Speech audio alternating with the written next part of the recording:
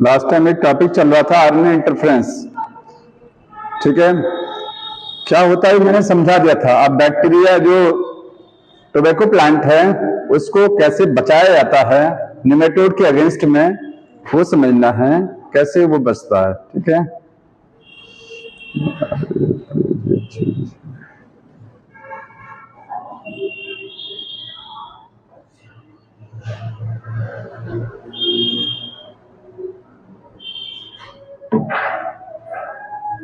देखिए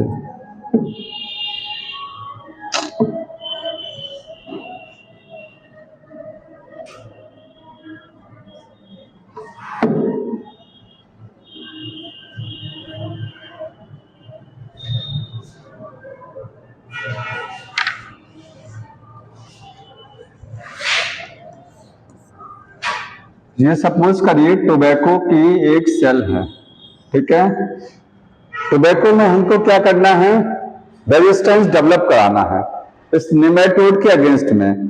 तो क्या क्या करते हैं, सबसे पहले देखिए यहां मैं लिख भी रहा हूं और आपको समझा भी रहा हूं साइड में।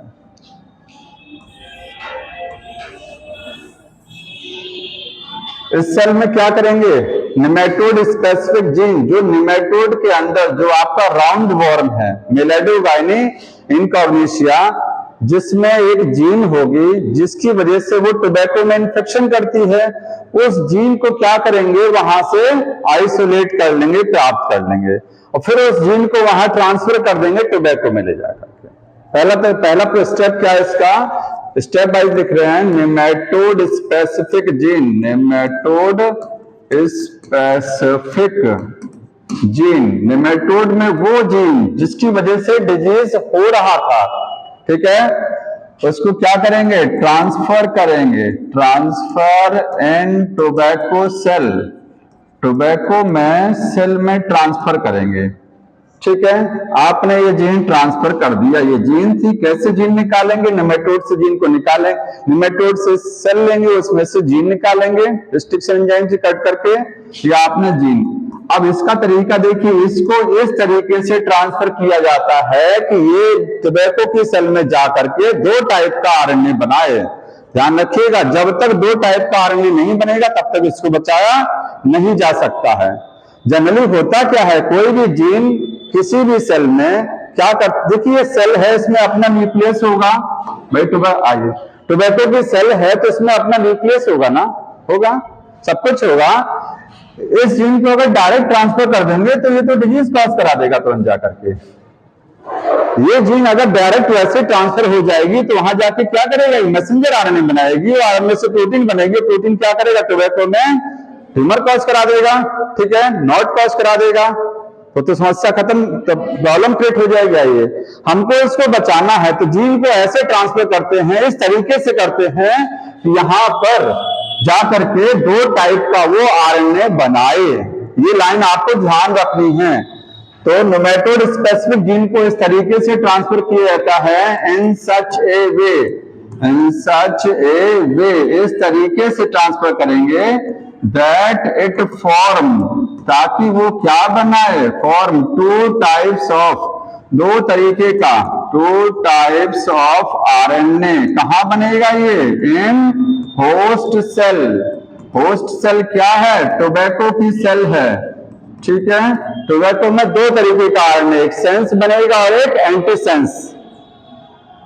तो निमेटोड की जीन को निकालेंगे और टोबैको की सेल में ट्रांसफर कर देंगे, इस तरीके से ट्रांसफर करेंगे कि वहां जाकर के ये 2 टाइप का आरएनए बना दे, ठीक है। जब ये जीन यहां ट्रांसफर से ट्रांसफर करेंगे, सोचिए टीआई प्लाज्मिड की मदद से, क्योंकि टोबैको सेल क्या है, प्लांट सेल है ना।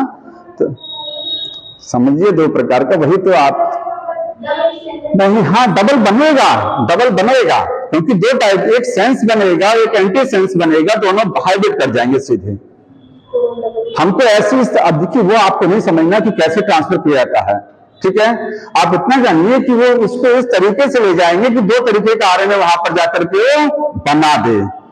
तो यहां पर जब 2 तरीके के आरएनए, 2 टाइप के, एक सेंस वाला बनेगा और एक क्या बनेगा, एंटी सेंस बनेगा। और सेंस और एंटी सेंस क्या होते हैं, दोनों कॉम्प्लीमेंट्री होते हैं, दोनों बाइंड कर जाएंगे, डबल स्ट्रैंड एमआरएनए टोबैको की सेल में बन जाएगा।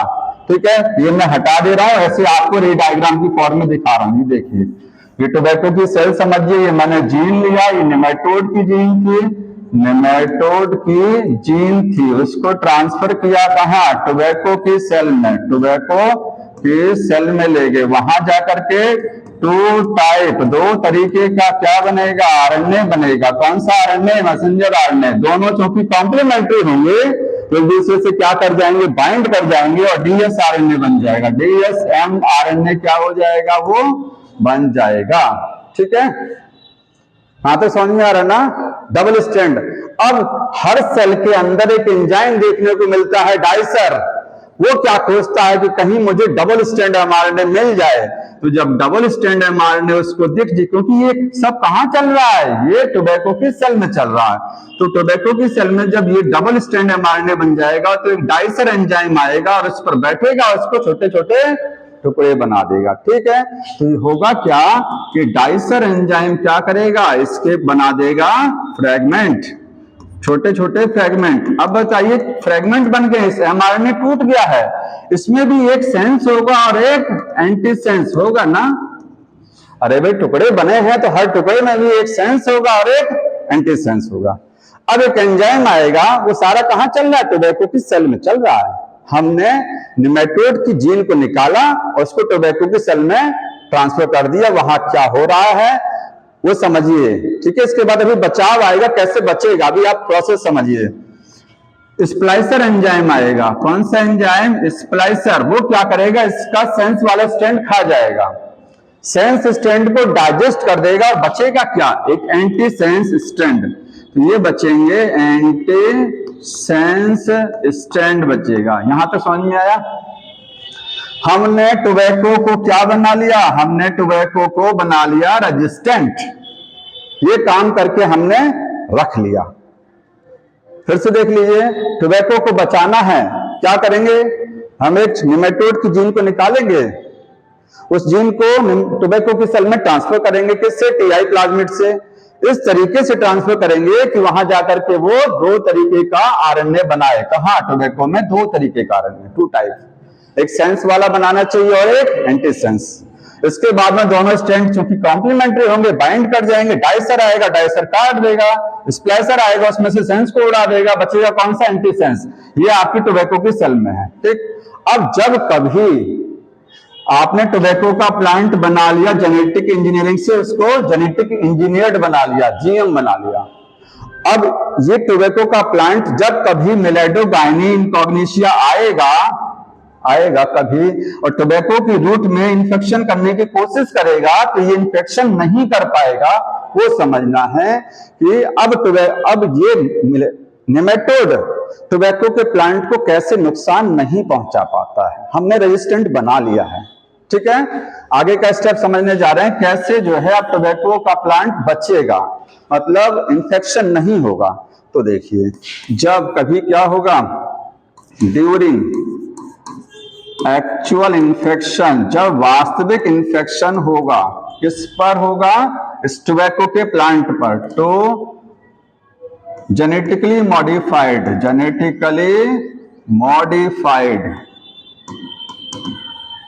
टोबैको पर हमने उसको क्या कर लिया, जेनेटिकली मॉडिफाइड कर लिया। फिर कभी नेमेटोड जो है इन्फेक्शन करेगा, कौन करेगा, नेमेटोड।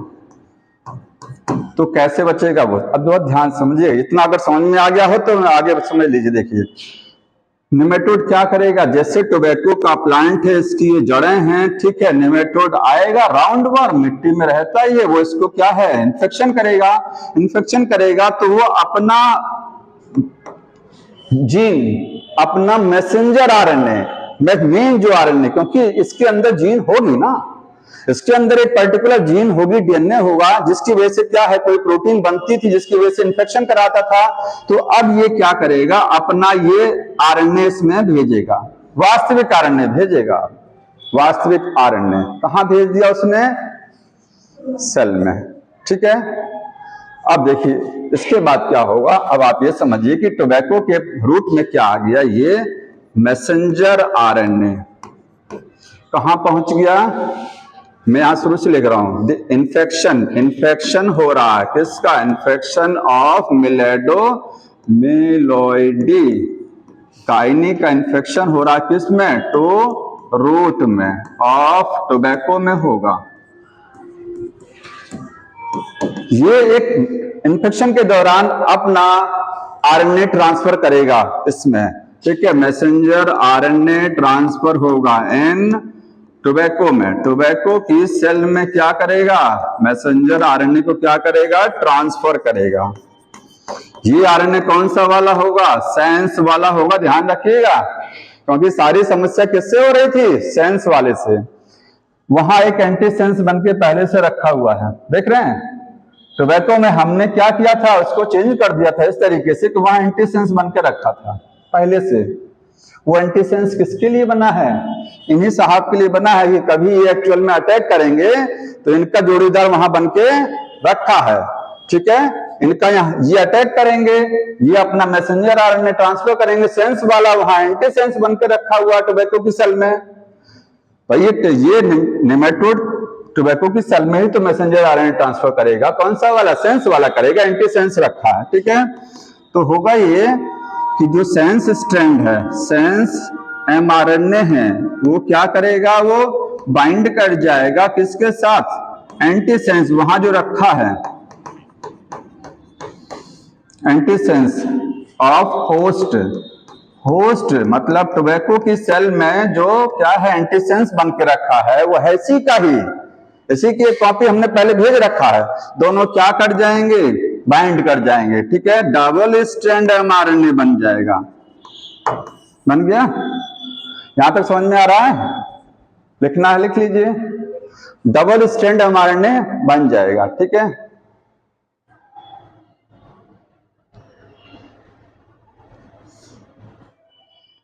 इसी के बाद आगे ये स्टेप है, यहां से रे डायग्राम चल रहा है, ये वाला है, ये चीज उसके बाद चल रही है। एक्चुअल अटैक जब होगा,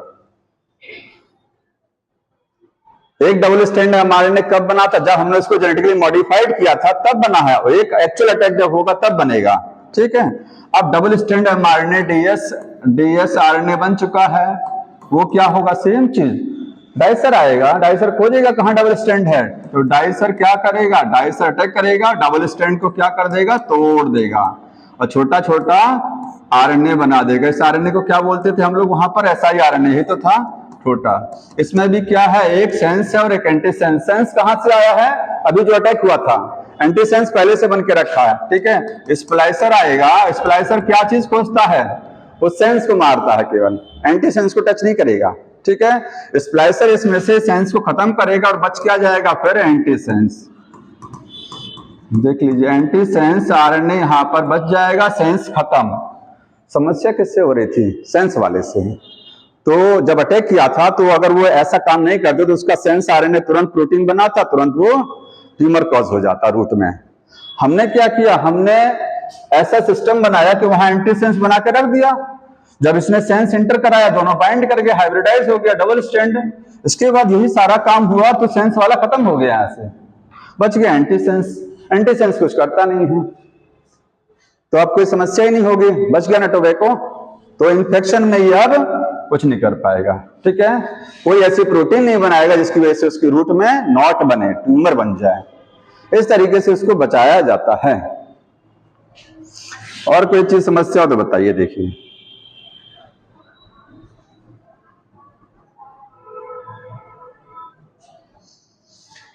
इसीलिए इस टेक्निक को बोलते हैं एंटीसेंस आरएनए टेक्नोलॉजी, क्योंकि हमने टोबैको के प्लांट में कौन सा आरएनए बनवाया था? एंटीसेंस बना के रख लिया था पहले से, ठीक है। एंटीसेंस आरएनए, उसी आरएनए ने क्या किया? इसको बचाया। अगर वहां नहीं बना होता एंटीसेंस तो ये क्या अपने सेंस स्ट्रैंड से उसको क्या कर देता? उसमें ट्यूमर कॉज करा देता। समझ में आ रहा है? ये आपका फिनिश हो गया। अगला है बायोटेक्नोलॉजी का एप्लीकेशन मेडिसिन में। अब हमको क्या समझना है? मेडिकल फील्ड में तो लिखेंगे biotech application, biotech application in medicine. दवाओं में क्या प्रयोग है इसका, ठीक है, मेडिकल फील्ड में। तो देखिए, बायोटेक्नोलॉजी की मदद से हम लोग कई चीजें करते हैं मेडिसिन में।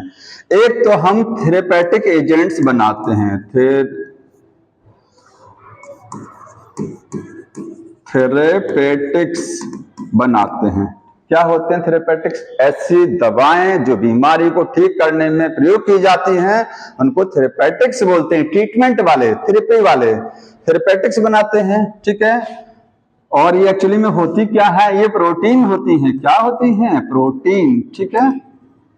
भाई आपने इंसुलिन पढ़ेंगे, इसमें इंसुलिन क्या है? एक हार्मोन है। हार्मोन क्या है? वो प्रोटीन है। और बायोटेक्नोलॉजी की मदद से जो प्रोटीन बनती है उसको बोलते हैं रिकॉम्बिनेंट प्रोटीन, क्योंकि रिकॉम्बिनेंट डीएनए टेक्नोलॉजी का सहारा लिया जाता है। तो ये कौन सी प्रोटीन बोली जाएगी? ये रिकॉम्बिनेंट प्रोटीन बनाते हैं, पहला काम। दूसरा काम है ये कि बीमारियों का पता लगाते हैं हम मेडिकल फील्ड में बायोटेक्नोलॉजी की मदद से। और क्या काम है? डिजीज को पता लगाना। अब डिजीज तो वैसे भी पता लग जाती है, लेकिन शुरुआती दौर में डिजीज को पता लगाना, सिम्टम भी नहीं आ रहा है, वो आगे पढ़ेंगे हम लोग कि सिम्टम भी नहीं आया और डिजीज को शुरुआती दौर में कैसे पता लगाया जाता है। तो इस टेक्निक से, ठीक है, बायोटेक्नोलॉजी से अर्ली डिटेक्शन ऑफ डिजीज पढ़ना है।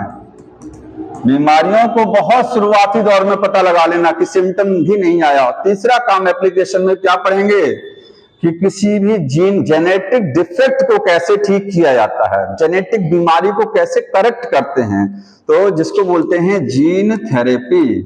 थेरेपी का मतलब ट्रीटमेंट। तो इसमें पहला ये पढ़ना है, ठीक है। थेरेपेटिक्स में कौन कौन सी मेडिसिन बनाई गई हैं बायोटेक्नोलॉजी की मदद से, वो पढ़ेंगे। तो यहां देखिए, इसमें लिखा हुआ है कि वर्ल्ड में अब तक 30 रिकॉम्बिनेंट प्रोटीन बनाई गई हैं। 30 रिकॉम्बिनेंट प्रोटीन बनाई गई हैं पूरे वर्ल्ड में, जिसमें से 12 अकेले इंडिया में मार्केटेड हो रही हैं। 12 इन इंडिया, 12 इंडिया में अकेले हैं। बायोटेक्नोलॉजी की मदद से हमने ऐसी प्रोटीन बनाई जो किसी बीमारी को ठीक करने में प्रयोग की जा रही हैं। समझ में आ रहा है? कौन सा बनाया गया है? सबसे पहले पढ़ना हमको इंसुलिन, ठीक है, जेनेटिकली इंजीनियर्ड इंसुलिन। यहां देखिए, हम पढ़ेंगे जेनेटिकली इंजीनियर्ड इंसुलिन। बायोटेक्नोलॉजी की मदद से हमने इंसुलिन बनाया जेनेटिक इंजीनियरिंग से, उसको बोलते हैं जेनेटिक इंजीनियर इंसुलिन। इसके पहले की थोड़ी कहानी समझ लीजिए, ठीक है। ये कब बनाया गया? 1983 में बनाया गया, ठीक है। कोई कंपनी थी। तो पहले इंसुलिन जो है कैसे, इंसुलिन जो है क्या चीज है, पहले इंसुलिन के बारे में जानिए। इंसुलिन क्या है? इंसुलिन एक हार्मोन होता है, ठीक है, हार्मोन है, प्रोटीन नेचर का। इसमें है क्या है? 2 चेन्स होती हैं, ए और बी, 2 चेन्स हैं और इन चेन्स को बोलते हैं पॉलीपेप्टाइड चेन्स। तो आपके 2 पॉलीपेप्टाइड चेन्स आपको देखने को मिलती हैं। एक ए चेन है और एक क्या है? बी चेन है, ठीक है।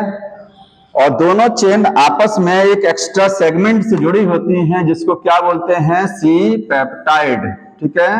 दोनों को क्या बोलेंगे? ये है सी पेप्टाइड। लेकिन जब मेच्योर्ड इंसुलिन बनता है तो ये सेगमेंट हट जाता है, ध्यान रखिएगा, ये आपके इमेच्योर में मिलेगा। और दोनों चेन आपस में डाइसल्फाइड बॉन्ड से जुड़ी होती हैं। अगर कहा जाए मेच्योर्ड और इमेच्योर्ड अलग। अब देखिए, जो इंसुलिन है, इंसुलिन हमारी बॉडी में बनता है और कहाँ बनता है? एनिमल्स की बॉडी में भी बनता है ना। इंसुलिन जब बनेगा तो इमेच्योर फॉर्म में बनता है, इमेच्योर फॉर्म में, या प्रो इंसुलिन बोलते हैं उसको। क्या बोलते हैं? प्रो इंसुलिन बोला जाता है। जब पहले बनेगा तो इमेच्योर फॉर्म में बनेगा, ठीक है। तो इमेच्योर फॉर्म में बनेगा तो उसमें आपके 2 चेन रहेगी, एक ए रहेगी और एक बी रहेगी, और दोनों चेन आपस में किससे जुड़ा रहेगा? डाइसल्फाइड। ये सी पेप्टाइड एक सेगमेंट है, ये सी पेप्टाइड है, ठीक है। और दोनों चेन के बीच में डाइसल्फाइड एसएस बॉन्ड नजर आएगा। ए चेन में कितना अमीनो एसिड होते हैं? तो ए चेन में आपके 20 है ना, 20 है, बी में 31, टोटल 51 होता है। ठीक है, यही है ना, देख लीजिएगा। बी चेन में कितने हैं? 31 है। टोटल अमीनो एसिड कितने हैं आपके? 51 अमीनो एसिड होते हैं। टोटल आपके 51 अमीनो एसिड हैं। ठीक, इतने। और जो सी पेप्टाइड एक एक्स्ट्रा सेगमेंट है, बाद में ये कट के निकल जाएगा, जब इंसुलिन मैच्योर बन जाएगा तो हट जाएगा। इसमें 31 अमीनो एसिड होते हैं। कितने हैं इसमें? 31 अमीनो एसिड्स होते हैं। और जो मैच्योर इंसुलिन होता है उसमें सी पेप्टाइड नहीं रहता है। मैच्योर इंसुलिन कैसे बनेगा? इंसुलिन में जब सी पेप्टाइड एक्स्ट्रा सेगमेंट ये हट जाएगा। ठीक है, no extra C peptide segment, उसमें वाला ये सेगमेंट आपको देखने को नहीं मिलेगा। केवल दो चेन मिलती हैं, ए और बी, और दोनों चेन आपस में एसएस बॉन्ड से जुड़ी होती हैं। ठीक है, ये मैच्योर्ड इंसुलिन है। कहां बनता है इंसुलिन? पैनक्रियाज में। बीटा सेल बनाती है। कौन सी सेल बनाती है? बीटा सेल में है। तो ये मैच्योर किस सेल में होता है? बीटा सेल में मैच्योर भी होता है, क्योंकि जहां बनता है वहीं मैच्योर भी होता है। ठीक है, याद रखिए, इन बीटा सेल में है। बीटा सेल ऑफ पैनक्रियाज में होगा ये तो इंसुलिन का स्ट्रक्चर हो गया। ठीक है,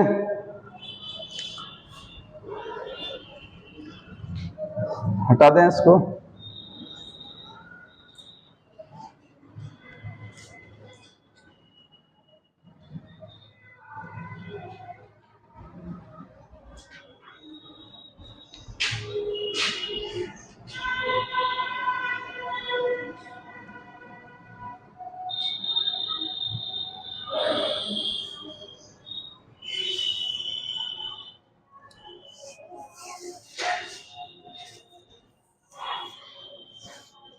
देख लिया सबने? हटा दो। देखिए, इंसुलिन को इंजेक्शन की फॉर्म में ही क्यों लिया जाता है? कभी ओरली नहीं। क्वेश्चन पूछा गया है कि इंसुलिन का इंजेक्शन ही क्यों लगता है, ओरली क्यों नहीं लेते हैं? ओरली एडमिनिस्ट्रेटेड नहीं किया जाता है। कारण क्या है? क्योंकि प्रोटीन है, और जब ओरली जाएगा तो जैसे स्टमक में पहुंचेगा तो स्टमक में पेप्सिन है, आगे जाएगा ट्रिप्सिन है, उसको तोड़ के सही कर देंगे, खत्म हो जाएगा, फर्क नहीं पड़ेगा कोई। ठीक है, वो डिस्ट्रॉय हो जाएगा, इसलिए ओरली नहीं लिया जाता। जब वो डायरेक्ट ब्लड में जाएगा तो ब्लड में आपकी पेप्सिन नहीं है, पेप्सिन तो आपके स्टमक में है, तो ब्लड में ऐसा कोई एंजाइम नहीं है जो उसको तोड़ सके, इसलिए डायरेक्ट। यहां लिखेंगे नॉट ओरली एडमिनिस्ट्रेटेड। इंसुलिन को एडमिनिस्ट्रेटेड, रीजन क्या है? बिकॉज ये प्रोटीन नेचर होती है, प्रोटीन नेचर का हार्मोन है, एंड कैन बी डिस्ट्रॉयड, और ये डिस्ट्रॉय हो सकता है, डिस्ट्रॉयड बाय पेप्टाइड एंजाइम्स इन गट। हमारी एलिमेंट्री कैनाल में जो एंजाइम है उसको डिस्ट्रॉय कर सकते हैं। पेप्सिन हो गया, ट्रिप्सिन हो गया। इंसुलिन पहले कैसे आइसोलेट किया जाता था? जब बायोटेक्नोलॉजी नहीं थी तो इंसुलिन को स्लाउटेड एनिमल्स, जानवरों को मार करके, पिग और कैटल्स, उनके पेनक्रियाज से इंसुलिन को निकाला जाता था। तो वो नोट कर लीजिए, अर्लियर इंसुलिन कैसे ऑब्टेन करते थे, कैसे प्राप्त किया जाता था? By pancreas of slaughtered animals, pig और कैटल्स, इनको मार करके इनके पेनक्रियाज। लेकिन समस्या थोड़ी सी थी इसमें समस्या थी। प्रॉब्लम क्या था? इसका ड्रॉबैक क्या है? इसका जो ड्रॉबैक है वो ड्रॉबैक ये कि बहुत कम मात्रा में मिलता था। ज्यादा, क्योंकि इतनी बड़ी पॉपुलेशन को इंसुलिन देना है तो कितना जानवर मारा जाएगा, और बहुत ज्यादा इंसुलिन मिलता नहीं है। ठीक है, तो नॉट सफिशिएंट था, सफिशिएंट नहीं था फॉर ह्यूमन के लिए, ह्यूमन पॉपुलेशन के लिए ये सफिशिएंट नहीं था। दूसरा था एलर्जी कॉज करता था, क्योंकि भाई ये एनिमल्स का है और ह्यूमन में ले जाएंगे तो जाहिर सी बात है कि एलर्जी होगी, इम्यून सिस्टम जाग जाएगा। ठीक है, तो एलर्जिक रिएक्शंस हो सकती थी। कहां पर? In human. तीसरा कारण एक और है, तीसरा यह है कि इससे कुछ इथिकल इश्यूज जनरेट होते थे। मैं लिख दे रहा हूं, समझा रहा हूं। Some ethical issues generated in society. समाज में इथिकल का मतलब जानते हैं? मोरल। ठीक है, समाज में इसका इंपैक्ट गलत जा रहा था कि ये सुअर का जो है हम क्यों लगवाएंगे भाई, हमारे अंदर जो है इंसुलिन जिनको दिया जा रहा है वो सुअर का नहीं देना चाहिए, तो गलत बात है। ठीक है, तो जानवरों का इंसुलिन जब दिया जाता तो ह्यूमन को, तो कुछ इससे समाज में गलत इंपैक्ट भी जा रहा था, इसलिए इसको फिनिश करा दिया गया। समझ में आ गया? इसके बाद क्या किया गया? बायोटेक्नोलॉजी आई। ठीक है, और बायोटेक्नोलॉजी की मदद से इंसुलिन को बनाना चालू किया गया। तो समस्या एक आई, एक बहुत बड़ा चैलेंज था, चुनौती थी बायोटेक्नोलॉजी के लिए, साइंटिस्टों के लिए उस समय, कि इंसुलिन को जब वो बनाते थे तो इंसुलिन किस रूप में बनता था? इमेच्योर रूप में। कैसे? देखिए, हमारे पैनक्रियास से उस सेल को, पैनक्रियास की बीटा सेल को निकालेंगे। ह्यूमन के पैनक्रियास से कौन सी सेल निकालेंगे? बीटा। बीटा सेल में से उस जीन को निकालेंगे जो इंसुलिन बनाते हैं। उस जीन को ले जा करके कॉपी कहां कराएंगे? बैक्टीरिया में, ई कोलाई में ट्रांसफर कर देंगे। फिर वो क्या करेगा? ई कोलाई वही सेम चीज इंसुलिन बनाना चालू कर देगा ना ई कोलाई में। लेकिन समस्या ये आ रही थी कि इंसुलिन जो है वो इमेच्योर रूप में बन रहा था। किस रूप में? इमेच्योर। ठीक है, इसके बाद जो तरीका आया वो यही आया कि वैज्ञानिकों ने क्या किया, इंसुलिन की जीन को निकाल करके बैक्टीरिया में ट्रांसफर करा दिया, बैक्टीरिया बना रहे। लेकिन समस्या है कि वो कंप्लीट मैच्योर कैसे बनाए, सी पेप्टाइड को कैसे हटाया जाए। इंसुलिन किस रूप में मिल रहा है? मैच्योर। बैक्टीरिया में ऐसा कोई सिस्टम तो है नहीं है कोई सी पेप्टाइड को काट के निकाल दे। हमारे अंदर तो सिस्टम है ना, हमारे अंदर जब इंसुलिन बनता है तो मैच्योर बनेगा, हमारी बॉडी की सेल उसको सी पेप्टाइड को हटाएगी, फिर दोनों सेगमेंट क्या होंगे? वो बी चेन आपस में जुड़ेगी। लेकिन यहाँ बैक्टीरिया है, वो उसके अंदर कोई ऐसा सिस्टम नहीं है, क्योंकि बैक्टीरिया में नेचुरली इंसुलिन तो बनता नहीं है। अगर उसमें सोचिए वो भी इंसुलिन बनाता होता तो उसके अंदर वो क्षमता होती काटने वाटने की उस सेगमेंट को, वहां ऐसा कोई सिस्टम था नहीं। तो एक बहुत बड़ा चुनौती था साइंटिस्टों के लिए कि मैच्योर इंसुलिन कैसे बनाया जाए। ठीक है, तो इस लाइन को आप नोट कर लीजिएगा। एक बिग चैलेंज था, बिग चैलेंज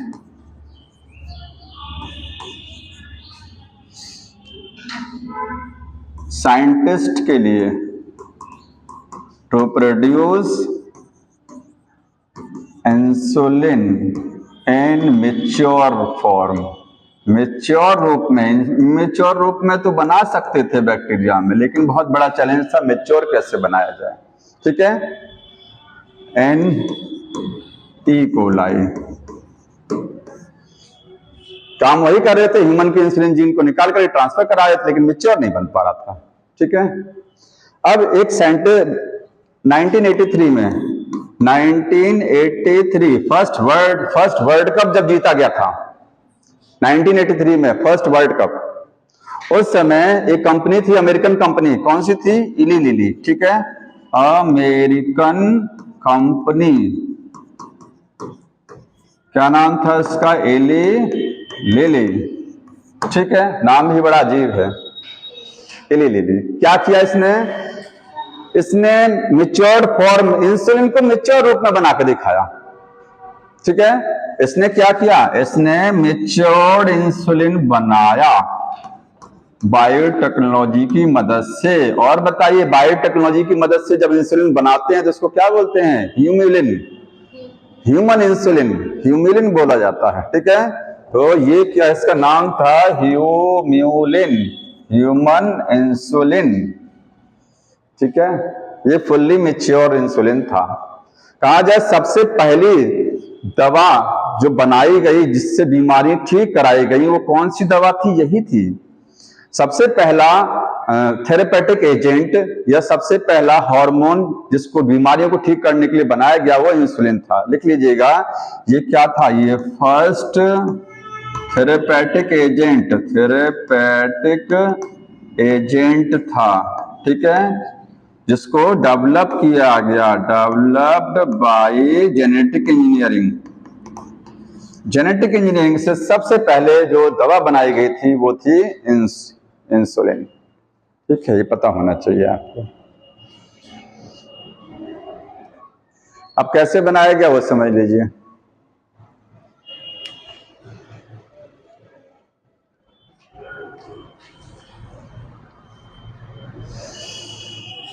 हो गया नोट? बढ़ जाए। इस चैप्टर में कुछ ऐसा है नहीं है, समझ में आया?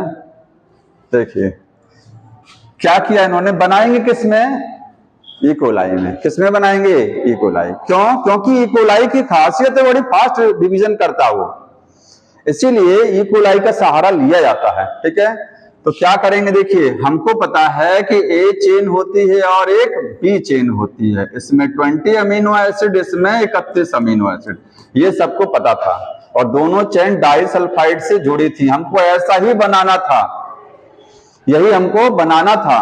तो साइंटिस्टों ने इस कंपनी में क्या किया, ए चेन बताइए किसकी चेन है, प्रोटीन की, और ये किसकी चेन है, प्रोटीन की। प्रोटीन की चेन किससे बनती है, अमीनो एसिड की बनी होती है, लेकिन बनता किससे, किसी डीएनए से तो बनती है, नहीं बनती है।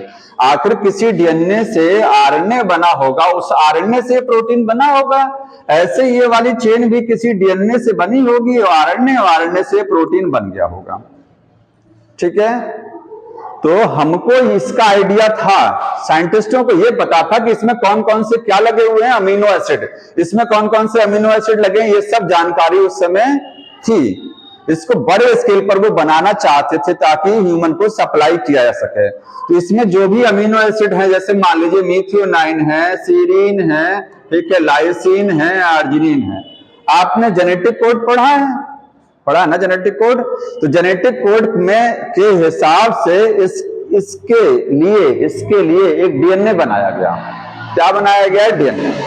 क्योंकि अगर आपको हम अमीनो एसिड की सीक्वेंस दे दें तो आप उसके करस्पॉन्डिंग का मतलब समझते हैं, उसके हिसाब से डीएनए का चेन बना सकते हैं कि नहीं। मैंने कह दिया फर्स्ट लगा है मीथियोनाइन, दूसरा लगा है लाइसिन, तीसरा लगा है आर्जिनिन, हिस्टिडीन, ये सारे अमीनो एसिड लगे हैं, 20 अमीनो एसिड। इसके हिसाब से आप क्या कोडॉन लगा सकते हैं।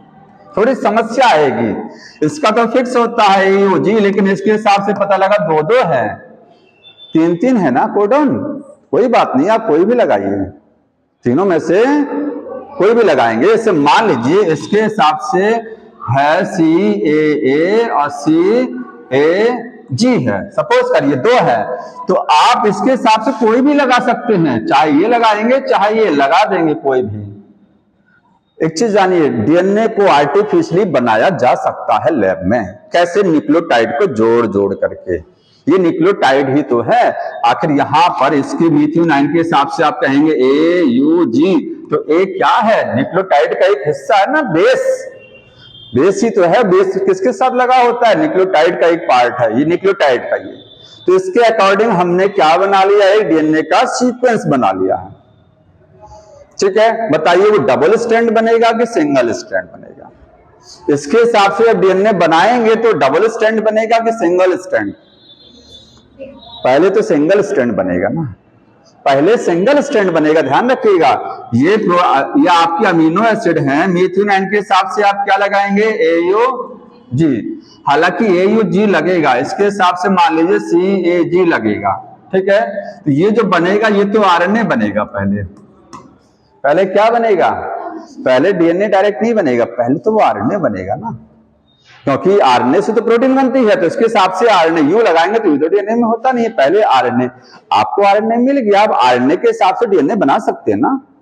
आरएनए के हिसाब से इसका कॉम्प्लीमेंट्री T, इसका कॉम्प्लीमेंट्री U है तो A लगेगा, तो डीएनए बनेगा। पहले सिंगल स्ट्रैंड डीएनए बनाएंगे इसके हिसाब से, इसको कॉपी करा के सिंगल स्ट्रैंड, इसके बाद इसको कॉपी करा के डबल स्ट्रैंड। तो हमको डबल स्ट्रैंड डीएनए चाहिए, कैसा वाला चाहिए? डबल। ठीक है, ऐसे ही बी चेन में यही काम करेंगे। बी चेन में अमीनो एसिड लगे होंगे, उसके हिसाब से आरएनए बनेगा, आरएनए के हिसाब से डबल स्ट्रैंड डीएनए रेडी कर लेंगे। समझ में आया यहां तक? तो इन्होंने क्या किया, देखिए ये आपकी ए चेन थी, ठीक है, ये ए चेन है, और यहां पर क्या है, ये बी चेन है। ए चेन के हिसाब से हमने एक डीएनए रेडी कर लिया, डबल स्ट्रैंड डीएनए, जीन जिसको आप कहेंगे। ये क्या है, डीएनए फ्रैगमेंट रेडी कर लिया, फ्रैगमेंट। समझ में आया? और बी चेन के करस्पॉन्डिंग डीएनए फ्रैगमेंट।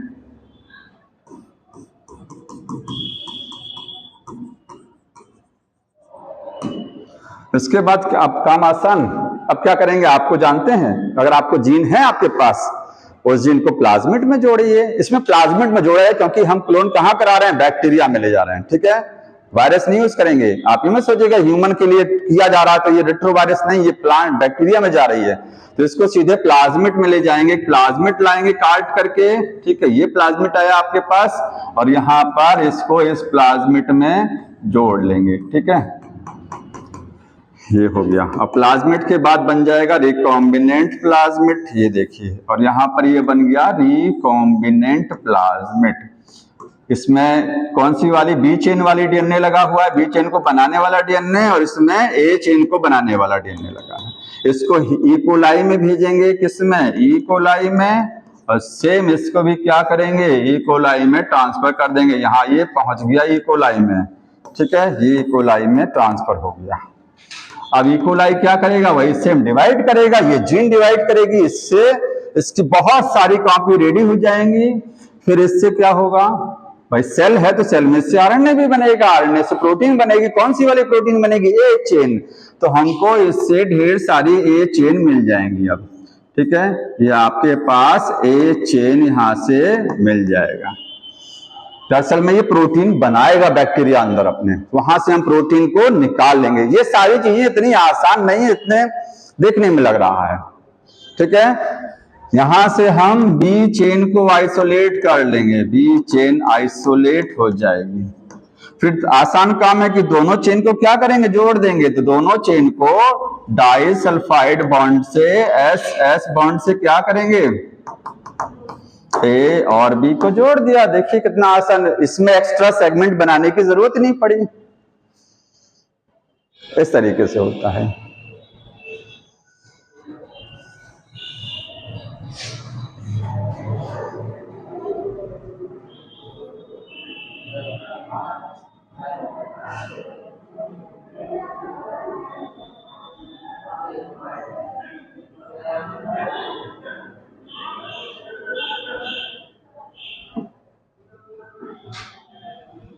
ये कंप्लीट हो गया है, ऐसा कुछ इसमें बचा नहीं है। ठीक है, अगला देखिए जीन थेरेपी। अगला टॉपिक कौन सा है, जीन थेरेपी।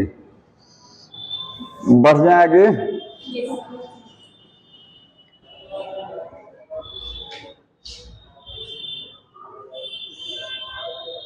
आप 4 चैप्टर को खूब अच्छे से, बहुत अच्छे से रट डालिए, कुछ बचे ना।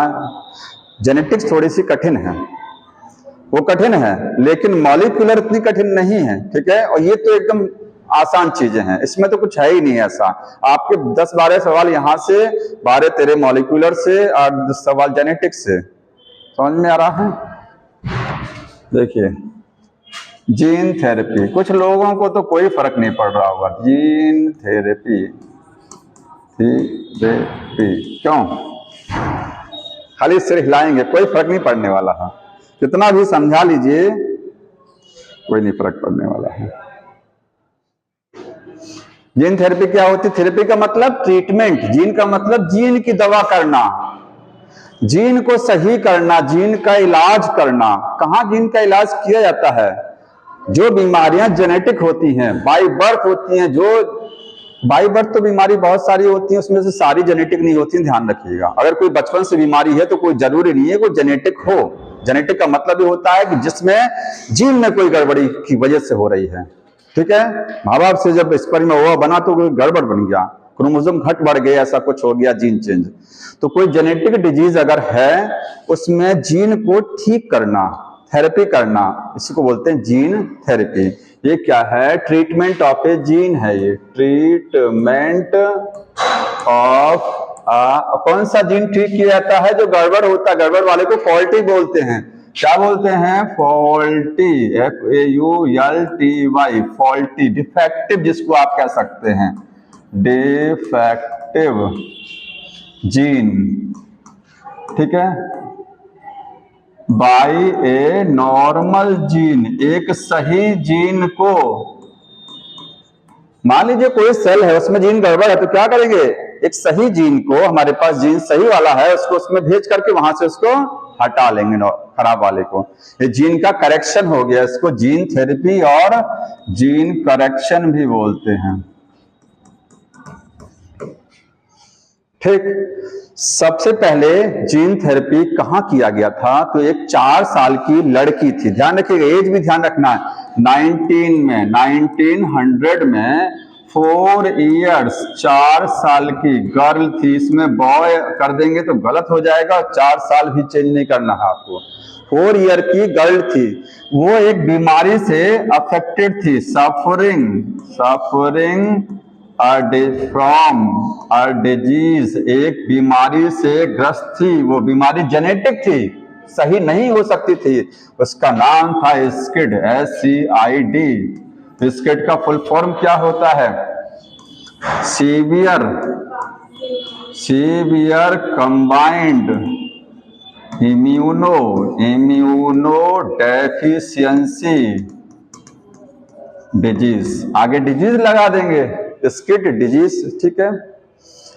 इसको थोड़ा सा समझ लीजिए, जैसे जो बीमारियां इम्यून सिस्टम जानते हैं, प्रतिरक्षा तंत्र, जिसमें हमारा इम्यून सिस्टम टूट जाता है, बर्बाद हो जाता है, तो 2 बीमारी हमारे पास जानकारी में है, एक एड्स है और एक क्या है? SCID है। ये इसमें इम्यून सिस्टम एकदम खत्म हो जाता है, ठीक है, चौपट हो जाएगा इम्यून सिस्टम। मतलब आपको बीमारी दुनिया भर, क्योंकि इम्यून सिस्टम जब डैमेज तो सारी बीमारियां अटैक करती हैं, फिर शरीर किसी बीमारी से लड़ नहीं सकता है, ठीक है। तो इम्यूनो डेफिशिएंसी डिजीज जानते हैं क्या होता है? इम्यूनो डेफिशिएंसी डिजीज, ऐसी बीमारियां जिसमें हमारा इम्यून सिस्टम खराब बर्बाद हो जाता है, उसको बोलते हैं इम्यूनो डेफिशिएंट हो जाता है, कमजोर हो जाता है। ये 2 प्रकार की हैं, एक प्राइमरी है और एक क्या है? सेकेंडरी है। प्राइमरी जो होती है बाय बर्थ, अगर बचपन से कोई ऐसी समस्या आ रही है जिसमें इम्यून सिस्टम बचपन से गड़बड़ है, तो उसको बोलते हैं प्राइमरी। ये कॉन्जेनाइटल है, कॉन्जेनाइटल का मतलब क्या है? बाय बर्थ, इसी को बोलते हैं बाय बर्थ, बचपन से है, कॉन्जेनाइटल ऑब्लिक बाय बर्थ। और सेकेंडरी जो होती है इसको बोलते हैं एक्वायर्ड। क्या बोलेंगे? एक्वायर्ड का मतलब पर्सन अपनी लाइफ में इसको एक्वायर करता है। जो चीज हम जन्म के बाद जो हमारे शरीर में चीजें आती हैं वो एक्वायर्ड की जाती हैं, ठीक है। तो एक्वायर्ड है, ये सेकेंडरी है। और इसमें अब इसका एग्जांपल समझिए, इसका एग्जांपल SCID है। SCID क्या है? प्राइमरी इम्यूनो डेफिशिएंसी के अंडर में आता है, समझ में आ रहा है। और एड्स जो है वो सेकेंडरी है, लेकिन एड्स बचपन से भी होता है। तो बचपन से कब होता है? अगर मदर में एड्स है तो बच्चे के चांस बनते हैं। तो एड्स कॉन्जेनिटल भी होता है, लेकिन वो रेयर केसेस में है। ज्यादातर एड्स कैसे होता है? आफ्टर बर्थ ही होता है। तो जनरली एड्स आफ्टर बर्थ ही है, इसलिए एड्स को कहां रखा गया है? सेकेंडरी में रखा गया है। प्राइमरी में हो सकता है, लेकिन वो बहुत कम चांस होते हैं उसके। समझ में आ रहा है? तो इनमें से ये वाली डिजीज जो है ये जेनेटिक है, इसमें जीन में गड़बड़ी हुई। SCID बीमारी जो है इसमें इम्यून सिस्टम बर्बाद हुआ, लेकिन इसमें कारण क्या था? इसमें जीन गड़बड़ हो गया, जेनेटिक है। लेकिन एड्स जो होता है, एड्स वायरस से है, जिसमें कोई जीन में चेंज नहीं आया। बचपन से भी हो सकता है और आफ्टर बर्थ भी हो सकता है, लेकिन यहाँ कोई ये जेनेटिक डिसऑर्डर नहीं है एड्स। यहाँ कोई जीन में, क्योंकि वायरस ने अटैक किया है ना, समझ में आ रहा है? ये जेनेटिक डिसऑर्डर है। तो इसी को हमको यहां पढ़ना है, इस कोड को थोड़ा सा समझिए। स्किड का जो पेशेंट बच्चा होता है, इसको एक चीज समझ लीजिए, जैसे कोरोना के जो वॉरियर्स होते थे, जो ट्रीटमेंट करते थे, पूरा एकदम पहनते थे ना एप्रॉन, देख के डर लग जाता था ना, क्यों? पूरा ये पूरा कोट वोट पूरा इस तरीके से। तो स्किड का जो पेशेंट या बच्चा है जिसमें स्किड होता है, इसको बहुत हाइजीनिक कंडीशन में रखा जाता है। जहां रखते हैं वहां पर जब इसको खाना पीना देने जाएंगे तो बहुत हाइजीनिक ग्लेव्स लगा के जाएंगे, कहीं घूमना टहलना नहीं है इसको, क्योंकि बाहर आउटर एनवायरनमेंट में पैथोजन है, जैसे ही अटैक कर जाएंगे तुरंत ये खत्म हो जाएगा, बीमारी पकड़ लेगा। इसको हमेशा माइक्रोब या इन्फेक्शन से बचाना है। तो बेचारे को एक जगह रखा जाता है, ठीक है, बहुत आइसोलेटेड करके, एकदम जान लीजिए हॉस्पिटल में, और एकदम कहीं एकदम पूरी हाइजीनिक कंडीशन में रखा जाता है, कहीं हिलने डुलने नहीं दिया जाएगा। अल्टीमेटली इसकी डेथ भी हो जाती है ऐसे पेशेंटों की, क्योंकि कब तक किसी को ऐसे रख सकते हैं आप, कब तक रखेंगे, ठीक है, बाहर तो जाएगा ही तो डेथ हो सकती है। तो स्किड बीमारी क्यों होती है? ये जेनेटिक डिसऑर्डर है, जेनेटिक डिसऑर्डर है, डिसऑर्डर। क्या होता है इसमें? जीन म्यूटेशन होता है, जीन म्यूटेशन। किस चीज के लिए? एक एंजाइम होता है, देखिए ध्यान से, एडीए, इसको बोलते हैं एडीए डेफिशिएंसी। इसका दूसरा नाम क्या है? ADA deficiency. इम्यून सिस्टम तो कमजोर होता ही है, साथ में एक एंजाइम नहीं बनता है, क्योंकि म्यूटेशन जब होता है तो प्रोटीन नहीं बनती है। तो यहां पर इस एंजाइम को बनाने वाली जो जीन है उसमें म्यूटेशन होता है। किसमें होता है म्यूटेशन? फॉर जीन, उस जीन में होता है दैट फॉर्म एडीए, जो एडीए बनाती। एडीए क्या है? Adenosine deaminase. ये एक एंजाइम है। क्या है ये? एक एंजाइम होता है, उसको बोलते हैं एडिनोसिन डीएमिनेज। इस एंजाइम को बनाने वाली जो जीन है, उस जीन में म्यूटेशन हो जाता है। ये जीन कहाँ है बता सकते हैं? बॉडी के किस हिस्से में ये जीन हो सकती है? बोन मैरो में, ठीक है। बोन मैरो में जानते हैं पूरा ब्लड वहीं से बन के आता है, तो ब्लड में आपके बी सेल भी होती हैं, टी सेल भी होती हैं, ठीक। तो ये आपके डिफेक्ट कहाँ हुआ है? डिफेक्ट हुआ है इन बोन मैरो में, बोन मैरो सेल में, जिसकी वजह से समस्या क्या आई है कि एंजाइम नहीं बना, ठीक है। एडीए की सिंथेसिस क्या हो जाएगी? नहीं होगा। एडीए नहीं बनेगा तो समस्या क्या आएगी? टी लिम्फोसाइट मैच्योर नहीं होगी, टी लिम्फोसाइट का मैच्योरेशन नहीं होगा, क्योंकि यही एंजाइम क्या करता है? टी लिम्फोसाइट को मैच्योर कराता है। मैच्योर कहाँ होती है टी लिम्फोसाइट? थाइमस में, जानते होंगे, ठीक है। तो टी लिम्फोसाइट के अंदर का एंजाइम ध्यान रखिएगा, ये एंजाइम टी लिम्फोसाइट के अंदर होता है, ठीक। तो वो एंजाइम टी लिम्फोसाइट को डेवलप कराता है, और टी लिम्फोसाइट अगर डेवलप है, अच्छी खासी बन रही हैं, तो बताइए क्या होगा? तो हमारा इम्यून सिस्टम मजबूत रहेगा, क्योंकि टी सेल से ही तो बी सेल एंटीबॉडी बनाती है। याद आ रहा ना? टी सेल में दो हैं, टीएच और टीसी। टीएच मदद करता है बी सेल को, तो अगर टी सेल ही खत्म हो जाएगी, नहीं डेवलप होगा, तो बी सेल अकेले क्या करेगी? तो एंटीबॉडी नहीं बनती है, ठीक है, इम्यून सिस्टम खत्म हो जाएगा। इसको लिख लीजिए, इतना तो आगे बता दूं।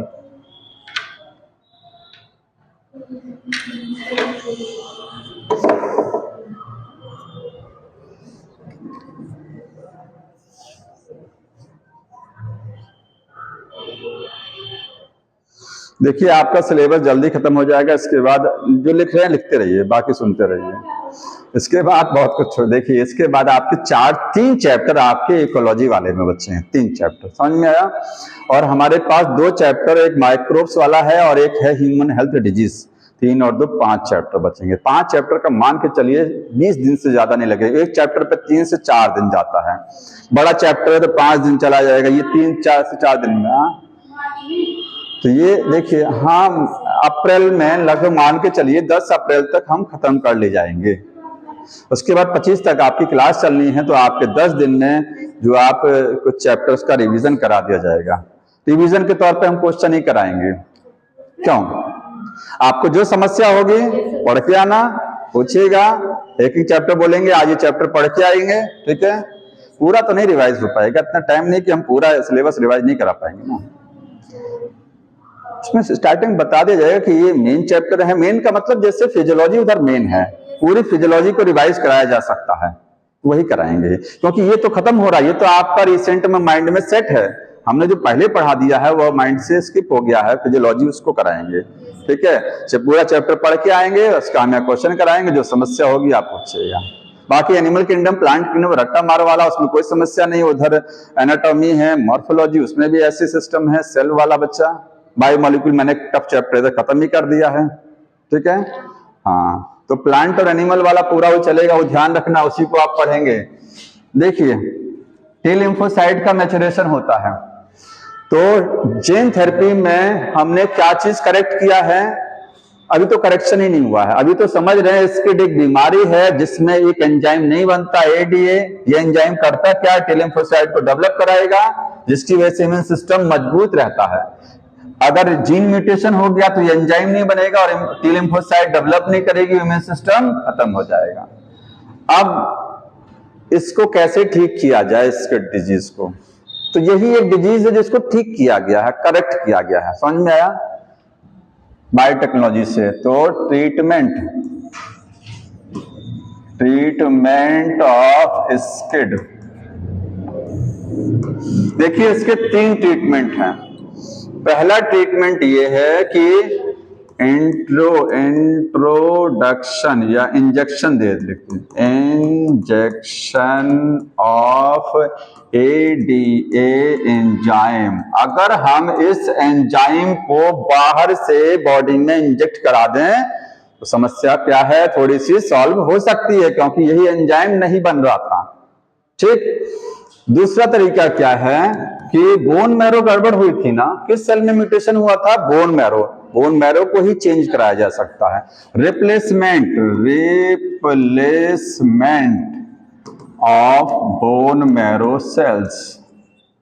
बोन मैरो सेल्स, जब बोन मैरो रिप्लेस हो जाएंगे, नॉर्मल बोन मैरो पर डाल देंगे तो उसमें क्या होगा? फिर बोन मैरो की सेल क्या करेंगी? उनमें म्यूटेशन नहीं हुआ रहेगा। लेकिन ये दोनों परमानेंट क्योर नहीं है, नहीं है। क्यों? देखिए, क्योंकि ये एंजाइम है।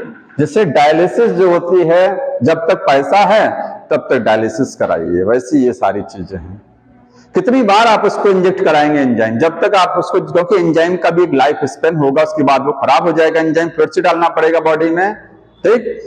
तो ये बार बार इंट्रोड्यूस कराना पड़ेगा, ठीक है। और बोन मैरो हालांकि चलती है, ठीक है, बोन मैरो का एक बोन मैरो सेल चेंज करा दिया, लेकिन बोन मैरो सेल जो बाहर से आपने डाली है उनका भी तो लाइफ स्पेन होता है, तो ये परमानेंट क्योर नहीं है, ठीक है, नॉट परमानेंट क्योर। क्योंकि इसको कंटिन्यूअसली क्या है, बार बार यूज करना पड़ेगा, रिपीटेड करना पड़ेगा, ठीक है। इट शुड रिपीटेड, इसको आपको रिपीट करना पड़ेगा, ये प्रोसेस बार बार। तब तरीका क्या अपनाएगा? जीन को ही ठीक कर दिया जाए, ठीक है। तो तीसरा तरीका है वही जीन थेरेपी है। क्या करेंगे इसमें देखिए, आप टी लिम्फोसाइट है, टी खराब कौन सी सेल हुई थी? टी लिम्फोसाइट सेल है, यही तो खराब हुई थी ना, ठीक है। इस सेल को ब्लड से निकाल लेंगे हम, हमारे ब्लड में ये सेल है, WBC का एक टाइप है, इसको ब्लड से निकाल लेंगे, ठीक है। निकालने के बाद में इसमें डिफेक्ट हुआ था, सोचिए जीन गड़बड़ हुई थी, क्योंकि लिम्फोसाइट के अंदर भी तो न्यूक्लियस होता है ना, तो इसमें अगर ये जीन डिफेक्ट हुआ था जिसकी वजह से ये लिम्फोसाइट क्या है, एंजाइम नहीं बना पा रही थी, ठीक है। और एंजाइम नहीं बन रहा था तो ये डेवलप नहीं हो रही थी। ये लिम्फोसाइट जो हम निकालेंगे पेशेंट से, वो लिम्फोसाइट क्या है? अनडेवलप है, क्योंकि अगर डेवलप होती तो इम्यून सिस्टम मजबूत रहता। खराब वाली लिम्फोसाइट है, सब खराब थी उसमें। इसको आइसोलेट करेंगे, क्या करेंगे? आइसोलेट करेंगे फ्रॉम पेशेंट से, फिर क्या करेंगे, रेट्रोवायरस लेंगे और ऐसा रेट्रोवायरस जो डिसआर्म्ड है, डिसआर्म समझ रहे हैं, इसके निहत्था कर दिया गया है, ठीक है, हाथ पर काट दिए गए हैं, तो डिसआर्म्ड रेट्रोवायरस को लेंगे, क्योंकि रेट्रोवायरस से जीन हम ट्रांसफर यहां करना चाह रहे हैं, कहां, इस सेल में। एक नहीं लेते हैं, लिम्फोसाइट ढेर सारी लेंगे, ढेर सारी लिम्फोसाइट लेंगे जिसको ठीक करना है, और डिसआर्म वेक्टर लेंगे और एक हेल्दी जीन को ट्रांसफर कराएंगे। क्या करेंगे इसमें, यहां से देखिए, अब हम क्या करेंगे, इसमें एक healthy gene, healthy normal gene, जिसको आप कह सकते हैं नॉर्मल जीन को क्या करेंगे, ट्रांसफर कराएंगे। किसकी मदद से, रेट्रोवायरस से, ठीक है, बाई रेट्रोवायरस। आपके पास इसमें करेक्शन सही हो गया, आपने लिम्फोसाइट को ठीक कर दिया, ठीक है। अभी हम सोचिए कैसे ट्रांसफर कराया जाएगा, इतना जाने कि रेट्रोवायरस उसमें जीन को क्या कर देगा, ट्रांसफर कर देगा, अच्छी वाली जीन को। अब ये लिम्फोसाइट कैसी होगी, जेनेटिकली इंजीनियर्ड, इसकी इंजीनियरिंग कर दिया, तो ये क्या हो गई, जेनेटिकली इंजीनियर्ड लिम्फोसाइट बन गया हमारे पास। ये हमने लैब में बनाया है बाहर, ये सब लैब में बाहर चल रहा है, बॉडी के बाहर। इसको क्या करेंगे, ये आपके पास सही हो गया, अब इसको पेशेंट में वापस कर देंगे, ठीक है। इसको क्या करेंगे, इसको ट्रांसफर करेंगे, ट्रांसफर एन पेशेंट। लेकिन ये भी परमानेंट क्योर नहीं है, बता सकते हैं, ये परमानेंट क्योर ये भी नहीं है अभी भी, क्योंकि जो आपने हमारी बॉडी की आरबीसी हो चाहे डब्ल्यूबीसी हो, सबका एक लाइफ टाइम होता है। आरबीसी का लाइफ टाइम 120 दिन का, ऐसे इनका भी 4 से 6 दिन का लाइफ स्पैन होता है। लिम्फोसाइट कितना दिन तक चलेगा जो आपने बॉडी में डाला है, सही करके, ज्यादा दिन नहीं चलेगा, ठीक है। बार बार ये प्रोसेस अपनाना पड़ेगा। नॉट परमानेंट क्योर है, ये भी क्या है, नॉट परमानेंट क्योर। क्यों नहीं है, रीजन पूछा जाता है, बिकॉज रीजन क्या है, ये लिम्फोसाइट आर नॉट इमॉर्टल, ये अमर नहीं है। लिम्फोसाइट जो है आर नॉट इमॉर्टल, कि एक बार बना के डाल दीजिए तो चेंज नहीं, वो उसको बार बार प्रोसेस अपनाना पड़ेगा, ये भी रिपीट करना पड़ेगा आपको। तो ये लास्ट तरीका है कि ये आपने जो ये सारा प्रोसेस कर रहे हैं ना, करेक्शन, ये आप एम्ब्रियोनिक लाइफ में कर दीजिए शुरुआत में ही। तो शुरुआत में कैसे करेंगे, तो परमानेंट क्योर क्या है, परमानेंट क्योर है कि जीन थेरेपी जो आप कर रहे हैं, जीन थेरेपी वो कहां करेंगे, in early embryonic life, early embryonic condition में।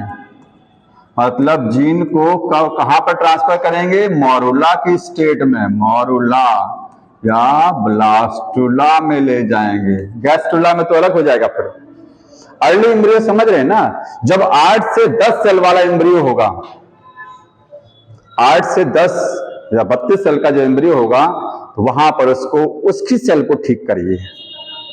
हाँ, वही मैं बताने जा रहा था। तो एक टेक्निक है एमनियोसेंटेसिस, आपको याद आ रहा होगा, एमनियोसेंटेसिस से किसी भी जेनेटिक डिसऑर्डर को अर्ली कंडीशन में पता लगा सकते हैं। जैसे देखिए, ये यूट्रस है, यूट्रस में यहां पर, हालांकि ये बताइए, ध्यान सुनिए, यूट्रस में ब्लास्टोसिस्ट यहां पहुंच गया, ठीक है। तो ब्लास्टोसिस्ट जब यहां पहुंच जाएगा तो यूट्रस से लिक्विड खींच करके और उसकी सेल को चेक करते हैं ना, वो सेल सही है, बॉडी की सेल की गड़बड़ है, लिक्विड खींचते हैं एमनियोसेंटेसिस में। एमनियोटिक फ्लूइड जो होता है, जो भ्रूण डेवलप कर रहा है, उसके, क्योंकि भ्रूण की सेल्स जो होती हैं वो इस लिक्विड में आ जाती हैं, ठीक है। इसकी बॉडी की सेल कहां आती हैं, लिक्विड में। यूट्रस के अंदर जो झिल्ली होती है, इसके अंदर फीटस डेवलप कर रहा होता है, इस झिल्ली के अंदर लिक्विड भरा है, तो इसकी सेल कहां आ जाएंगे, टूट टूट करके इस लिक्विड में। इसकी सेल को निकालेंगे, लैब में चेक करेंगे, कोई डिफेक्ट तो नहीं है, सब कुछ सही। अगर डिफेक्ट है तो यहीं से पता लगता है वो, और फिर यहीं पर इसको करेक्ट भी किया जाएगा, ठीक है। और करेक्ट कैसे करेंगे, फिर इसको पूरा निकाल लेंगे, यहां अंदर करेक्शन नहीं होगा, टेस्ट ट्यूब बेबी समझिए, फिर उसको बाहर आइसोलेट करके उसके बाद करेक्ट करके फिर चाहे उसी में चाहे दूसरे में ट्रांसफर करेंगे सरोगेसी टाइप से। हाँ हाँ यही तरीका है। मतलब सबका क्या चीज, हाँ सारी चीजें जितने भी जेनेटिक डिसऑर्डर हैं, जेनेटिक बीमारी, अगर उसको अर्ली कंडीशन में पता लगाना है तो ये एमनियोसेंटेसिस से किया जाता है। और इससे सेक्स ऑफ बेबी तो पता लगाया जाता है कि चाहे मेल है कि फीमेल है। बताइए कैसे पता लगाते हैं? क्योंकि सेक्स अल्ट्रासाउंड जब करते हैं तो अल्ट्रासाउंड में सेक्स ऑर्गन देखते हैं कि सेक्स ऑर्गन कौन सा है, तो उसकी बेसिस पर अल्ट्रासाउंड में बता देते हैं कि मेल है फीमेल। लेकिन यहाँ तो सेक्स ऑर्गन बना ही नहीं है, तो यहाँ कैसे पता लगाएंगे कि बॉय है कि गर्ल है? पता है, एक होता है बार बॉडी, पता किसी को? बार बॉडी।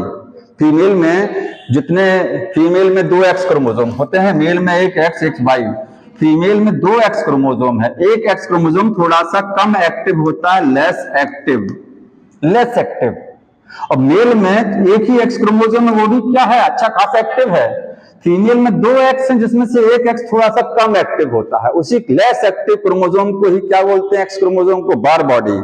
तो जब सेल को निकालते हैं, यहां से सेल को स्टेन करते हैं, कलर करते हैं, तो बार बॉडी अगर दिख गया, बार बॉडी वो, क्योंकि वो एक्स क्रोमोसोम जो लेस एक्टिव होता है, स्टेन करने पर उसका कलर कुछ अलग ही आता है। तो बार बॉडी दिख गया, इसका मतलब वो फीमेल है, और नहीं दिखा तो मेल है, क्योंकि मेल में कोई बार बॉडी नहीं होती है। ऐसे चेक करते हैं।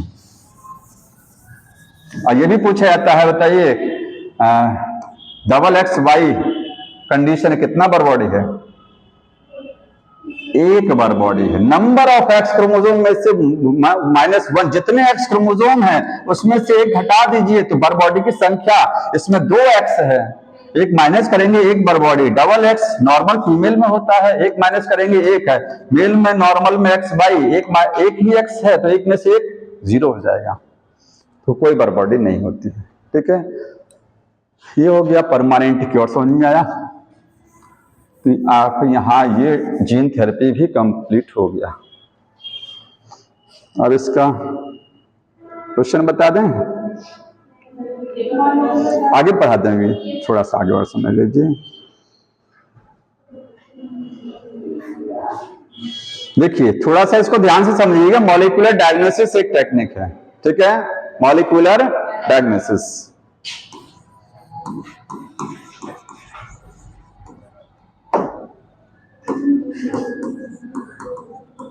मैंने कलर चेंज कर दिया है ताकि बोर ना हो ना। ये देखिए अब दूसरा कलर आ गया। मॉलिक्यूलर डायग्नोसिस क्या होता है? देखिए किसी भी डिजीज को डायग्नोसिस करने का मतलब बीमारी को पता लगाना। किसी भी डिजीज को पता लगाना, डॉक्टर के पास जाते हैं तो क्या करता है बीमारी को पता लगाने के लिए? या तो ब्लड टेस्ट करेगा, या तो यूरिन चेक करेगा, ठीक है, या तो फीसिस को चेक करेगा, स्टूल, जिसको स्टूल टेस्ट बोलते हैं, या स्पटम जो होता है, जो थुक होता है, कफ जो होता है, उसको चेक किया था, स्पटम। इन 4 चीजों से। अब ब्लड में भी देखिए, कई ब्लड में सीरम से, एक्चुअली ब्लड में एक चीज होती है सीरम। सीरम जानते हैं क्या होता है? ब्लड को जब निकालते हैं, आप किसी भी लैब पर गए होंगे, किसी भी लैब पर जाइए, ब्लड निकालेंगे, निकालने के बाद छोटी सी टेस्ट ट्यूब में भरेंगे, उसके बाद एक मशीन होती है सेंट्रीफ्यूज, उसमें आपका ब्लड लगाएंगे, टेस्ट ट्यूब में घुमाएंगे तेजी से, तो ब्लड में, क्योंकि ब्लड लाल रंग का होता है, ब्लड में ये नीचे रेड कलर का, तो ऊपर येलो कलर का, ऊपर का पार्ट कैसा हो जाएगा? येलो। ब्लड में से कुछ येलो पार्ट अलग हो जाएगा ऊपर की साइड में, टेस्ट ट्यूब में वही सीरम होता है, नॉन सेलुलर पोर्शन। इसमें सेल नहीं होती है, इसमें एंटीबॉडी रहती है। इसी को चेक करके बीमारियों का पता लगा लेते हैं। समझ में आया? तो देखिए किसी भी डिजीज को जब डायग्नोस करते हैं तो तब करते हैं जब सिम्टम आता है। डॉक्टर के पास तब जाएंगे जब सिम्टम आएगा। जब तक कोई सिम्टम नहीं है तो कोई पागल तो है नहीं कि हमको डॉक्टर साहब चेक कर लीजिए कि हम कोई बीमारी है कि नहीं है। क्यों? वैसे भी इतने लोग स्वस्थ हो गए हैं कि बीमारी होने के बाद भी नहीं जाते। इतना आज की लाइफ में किसी के पास समय नहीं बचा हुआ है, नहीं है ना सर, कि इलाज जाके करा लें। फ्री पेंट का इलाज भी मिल रहा, वो भी नहीं कराना चाहते हैं। ठीक, तो डिजीज जो होती है, डिजीज को डायग्नोस कैसे किया जाता है? व्हेन सिम्टम अपीयर्स, जब किसी का सिम्टम आता है डिजीज का। ठीक है, और कैसे टेस्ट करेंगे?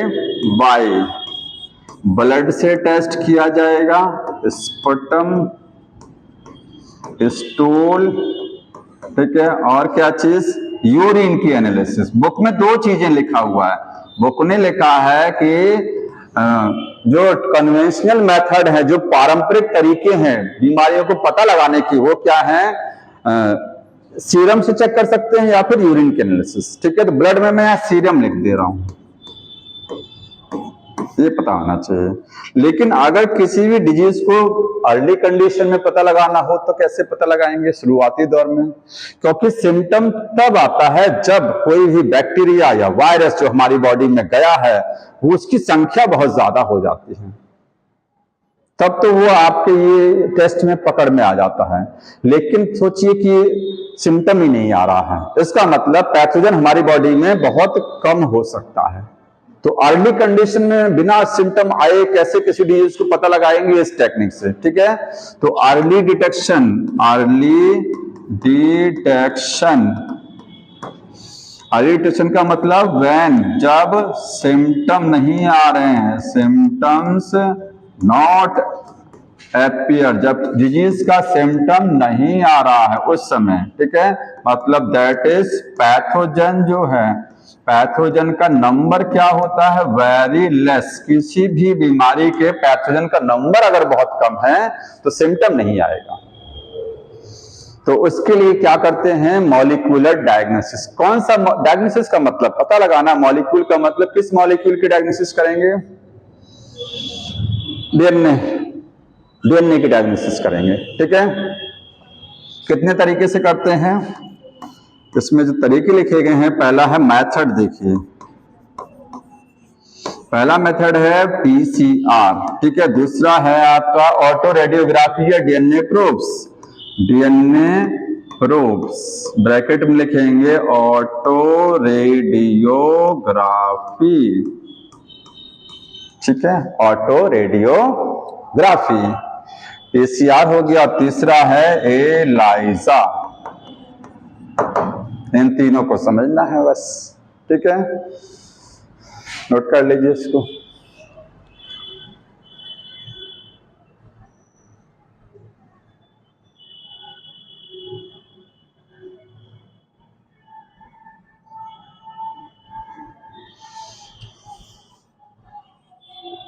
हो गया, देखिए बढ़ाते हैं। सबसे पहले समझना है पीसीआर। पीसीआर आप सबने पढ़ चुके ना, पॉलीमरेज चेन रिएक्शन। क्या करती है, डीएनए को मल्टीप्लाई करा देती है, एम्पलीफाई। ठीक है, मान लीजिए किसी पर्सन, पेशेंट की बॉडी में कोई पैथोजन गया है, कोई भी बैक्टीरिया पहुंच गया या कोई वायरस गया, हमारी बॉडी में कोई बैक्टीरिया या वायरस आ गया, उसका नंबर इतना कम है कि सिम्टम नहीं जनरेट हो पा रहे हैं। ठीक है, तो कैसे पता लगाएंगे, ब्लड का सैंपल निकालेंगे सीधे, और ब्लड में वो बैक्टीरिया अगर वायरस है, बैक्टीरिया वायरस होगा ही, क्योंकि अगर मान लीजिए पहुंचा है, सिम्टम नहीं आ रहा है, तो ब्लड सैंपल निकालेंगे। और ब्लड सैंपल निकालने के बाद में क्या करेंगे, उसको डीएनए निकालेंगे। डीएनए सैंपल से क्या निकालेंगे, डीएनए। जैसे मान लीजिए आपको कोई डिजीज चेक करनी है, टाइफाइड आपको पता लगाना है कि टाइफाइड है कि नहीं है, तो क्या करेंगे, यहां सीक्वेंस में लिख रहे हैं, ये आप जो है ब्लड सैंपल लेंगे। ठीक है, आइसोलेट करेंगे, लिखते भी रहिएगा।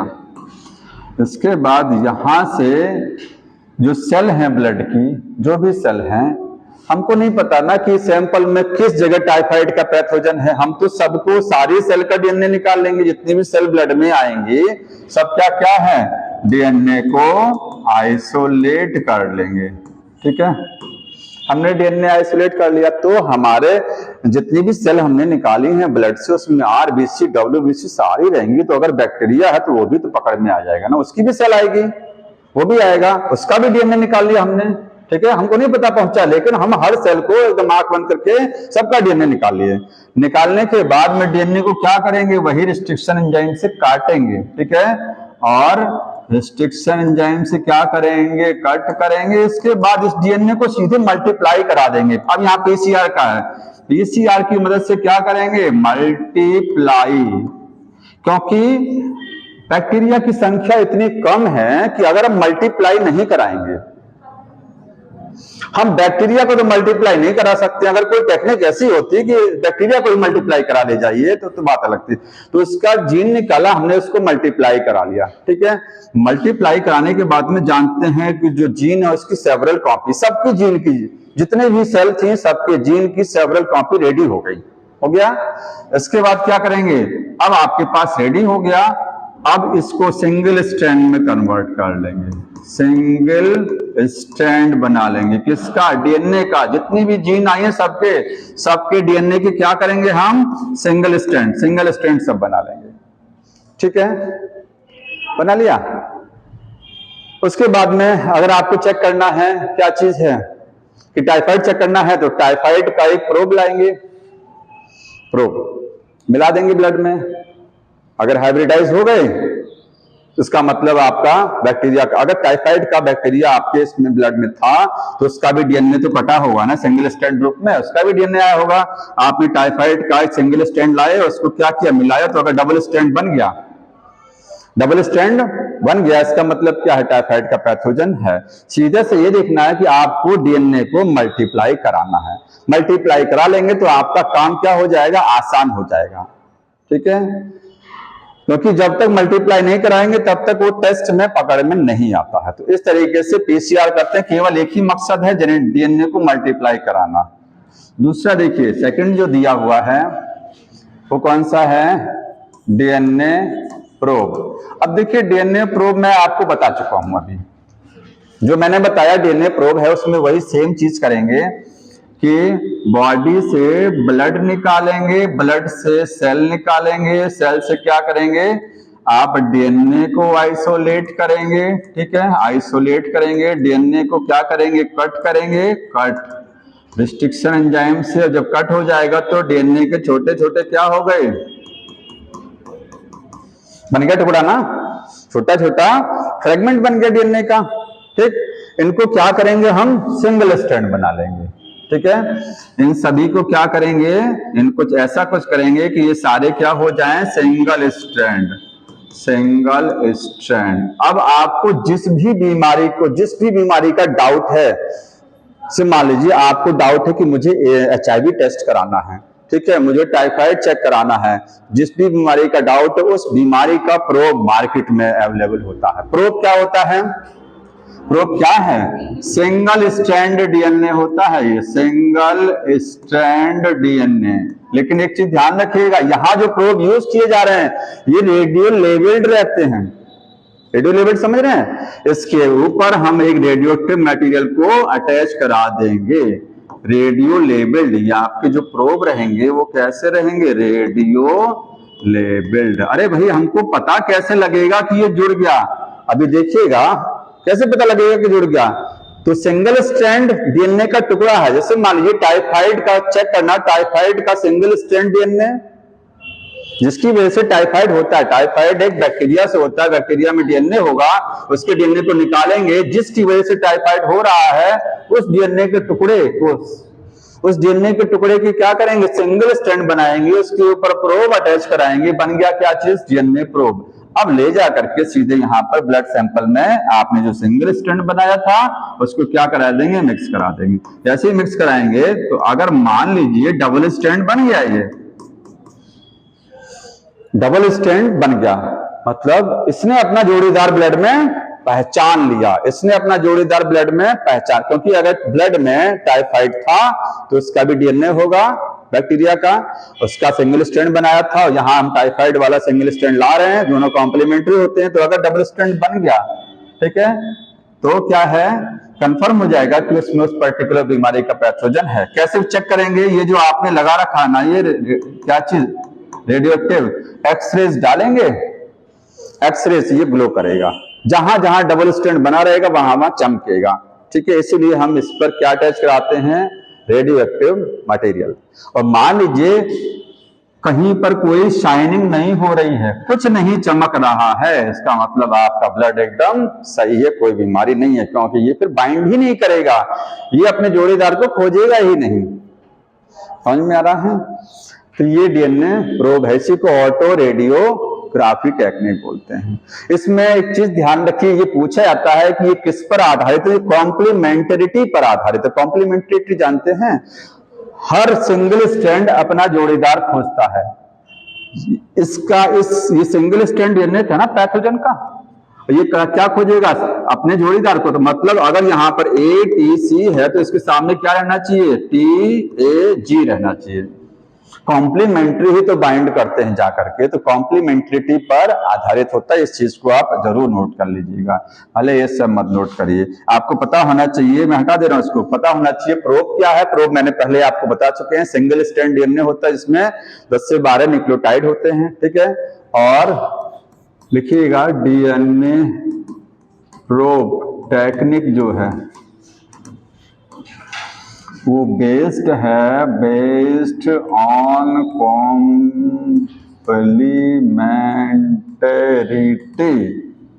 Complementarity base pairing.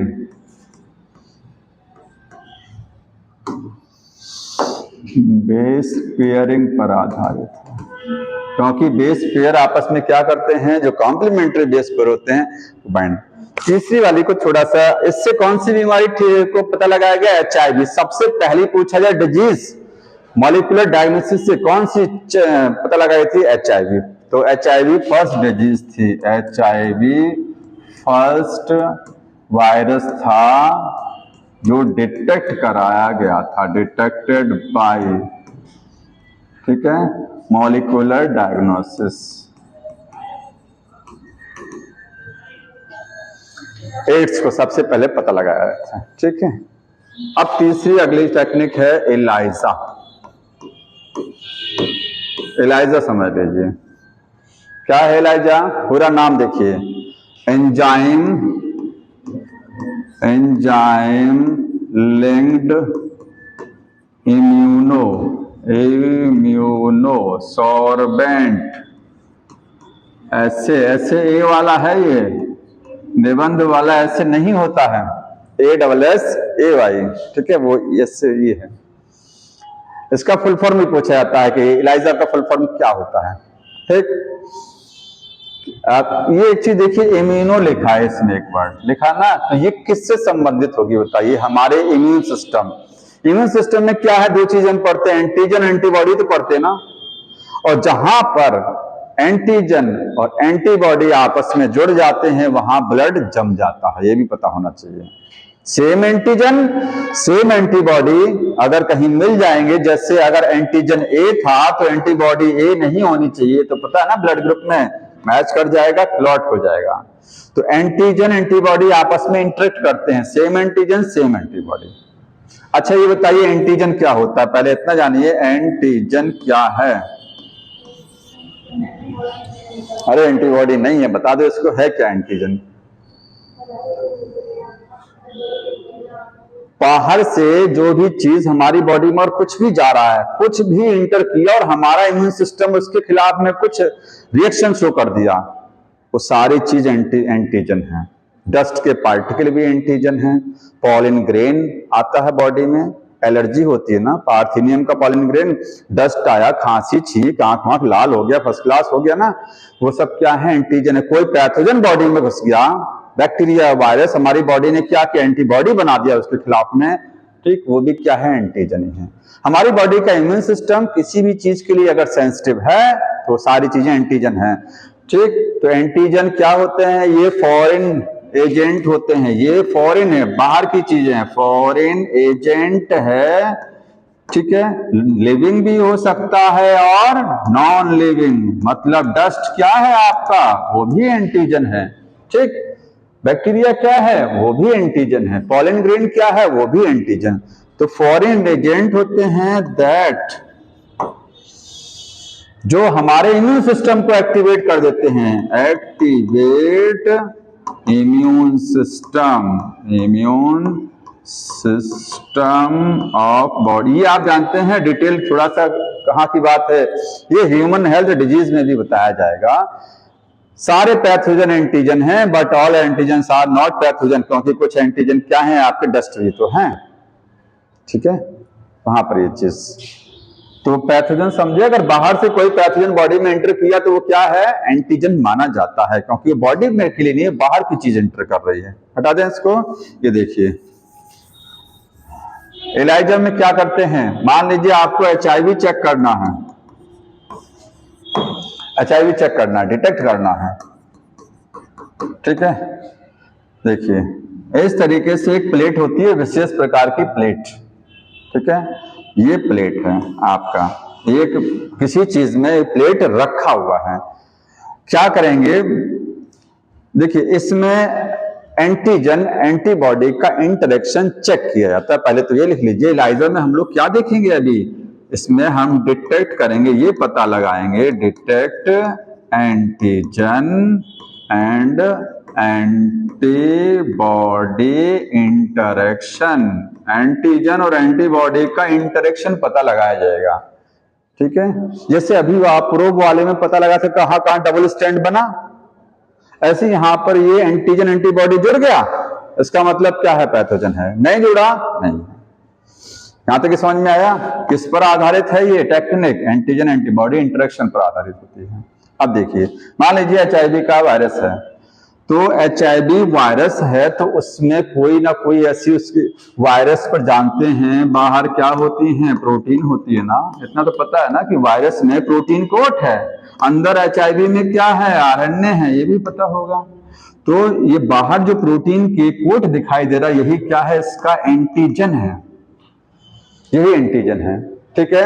तो HIV वायरस, ब्लड का सैंपल, सीधे काम करना है, ब्लड खींचेंगे, ब्लड को ले जाकर के ये प्लेट पर लगाएंगे। प्लेट में छोटे छोटे गड्ढे बने होते हैं, छोटे छोटे क्या हैं, गड्ढे बने होंगे प्लेट में, ठीक।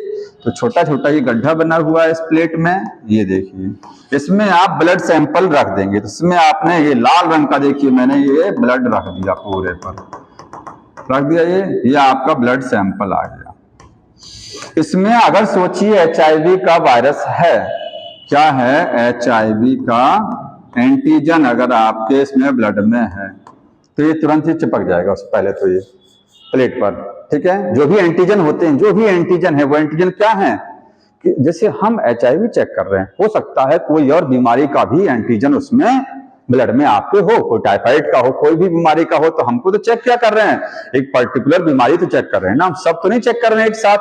तो सारे एंटीजन जितने ब्लड में होंगे पैथोजन, वो सब क्या है, वहां चिपक जाएंगे, जाके प्लेट पर चिपक गए। तो नीचे क्या आ गया, सपोज करिए HIV हम चेक कर रहे हैं, तो HIV का भी आया होगा, ये 3 HIV की सोचिए, ठीक है। ये सब किसके एंटीजन है, ये HIV के एंटीजन आ गए। अब हमारे पास, हमको पता है कि HIV का जो एंटीबॉडी भी उपलब्ध होती है, हर एंटीजन की एंटीबॉडी भी रहती है, ठीक है। तो एंटीबॉडी हमारे पास है, किसकी एंटीबॉडी है, HIV के खिलाफ वाली एंटीबॉडी है, जो HIV को डिटेक्ट करती है। तो यहां से क्या करेंगे, यहां से देखिए इस तरीके से आप एंटीबॉडी यहां पर मिलाएंगे। ये देखिए हमने ऊपर से मार्ग, हमारे पास रेडीमेड एंटीबॉडी उपलब्ध है। एंटीबॉडी को क्या करेंगे, ब्लड खून के सैंपल में ले जाकर के मिला दिया, एंटीबॉडी ऊपर से मिला दिया। तो आपकी नहीं, ये एंटीबॉडी, एंटीबॉडी कैसी होती है, वाई से पता होना चाहिए, वाई है, हमने इसको उल्टा कर दिया, बस केवल एंटीबॉडी मिला दिया, ठीक है। और एंटीबॉडी ऐसे नहीं मिलाएंगे, क्योंकि हमको चेक, एंटीबॉडी जैसी मिलाएंगे सारी एंटीबॉडी क्या करेंगी, तुरंत बाइंड। अगर HIV हुआ, अगर HIV का एजेंट है इसमें, तो जहां जहां HIV का रहेगा तुरंत वो एंटीबॉडी क्या करेंगी, बाइंड कर जाएंगी। ये देखिए 3-4 जगहों पर HIV के एजेंट है, तुरंत एंटीबॉडी HIV वाली मिलाई गई थी चेक करने के लिए, तुरंत ही बाइंड। और कोई बीमारी का आप एंटीबॉडी मिलाएंगे, वो अपना खोज के बाइंड करेगा, वो अपना एंटीजन खोजेगा।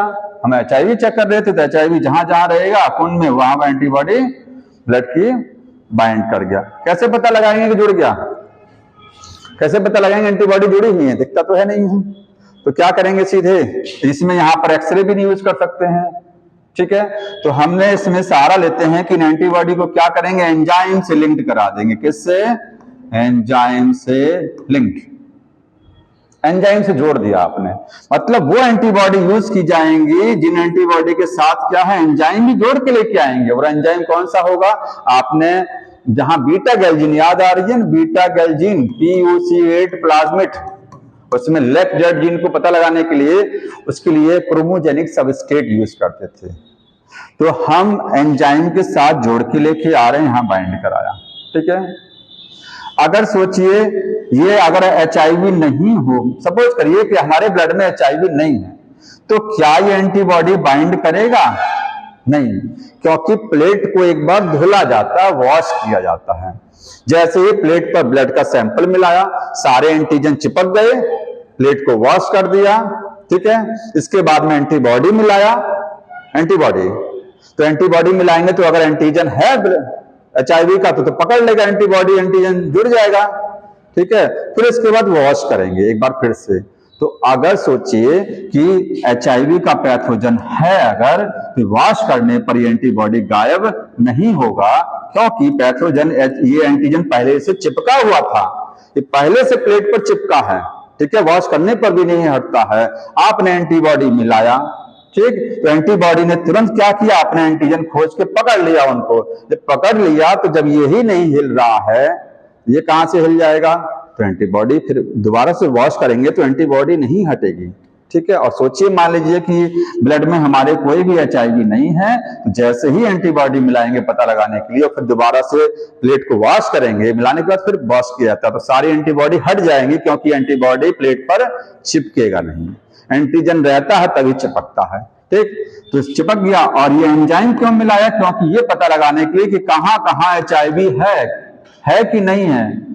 तो एंजाइम जानते हैं, हर एंजाइम का अपना एक सबस्ट्रेट होता है ना। कोई एंजाइम किसी सबस्ट्रेट के साथ रिएक्ट करके प्रोडक्ट बनाता है। ये हमने एंजाइम ऐसा मिलाया है जो एक कलर देने वाला सबस्ट्रेट। इसमें हम अब क्या मिलाएंगे? इसमें मिलाएंगे एक सबस्ट्रेट। क्या मिलाएंगे?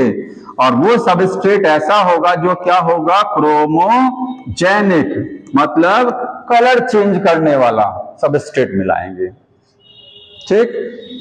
तो अगर ये एंटीबॉडी बाइंड की है तो साथ में एंजाइम तो रहेगा ही, रहेगा ना।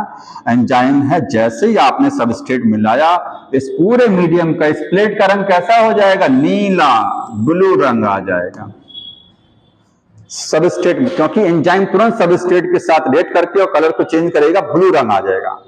और सोचिए कि अगर कोई भी पैथोजन नहीं है तो कोई एंटीबॉडी चिपकेगा नहीं, एंटीबॉडी नहीं चिपकेगा तो एंजाइम भी नहीं रहेगा, सब वॉश हो जाएगा वहां से। और फिर हम जब सबस्ट्रेट मिलाएंगे तो कोई कलर चेंज नहीं आएगा।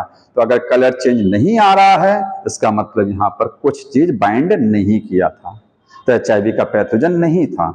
अगर है तभी क्या है? एंटीबॉडी जुड़ेगा, तभी एंजाइम रहेगा, और तभी कलर भी चेंज आएगा, क्योंकि कलर तो यही चेंज करता है ना। जितना ज्यादा कलर चेंज आएगा उतना ही वायरस ज्यादा है, जितना कम कलर चेंज आएगा उतना वायरस की संख्या क्या है? कम है। और नहीं कलर चेंज तो कोई वायरस नहीं है। तो हमने इसमें अच्छा, इसमें एक चीज बता दीजिए, किस चीज की मदद से हमने एलाइजा में चेक किया है, बीमारी को पता लगाया? एंटीजन, ध्यान रखिएगा, एक एंटीबॉडी से भी होता है, उसमें हम नीचे एंटीबॉडी लगाते, वो अलग टेक्निक, कठिन है। यहां हमने एंटीजन की मदद लेकर के चेक किया कि डिजीज का एजेंट है कि नहीं है। ये आपका इलाजा हो गया है, ठीक है। अब देखिए क्वेश्चन थोड़ा सा, आज टाइम भी फिनिश हो गया है, अगली बार ये फुल चैप्टर फिनिश होगा, ठीक, और क्वेश्चन करा दिए जाएंगे। कुछ पूछना हो किसी को तो बता दीजिए।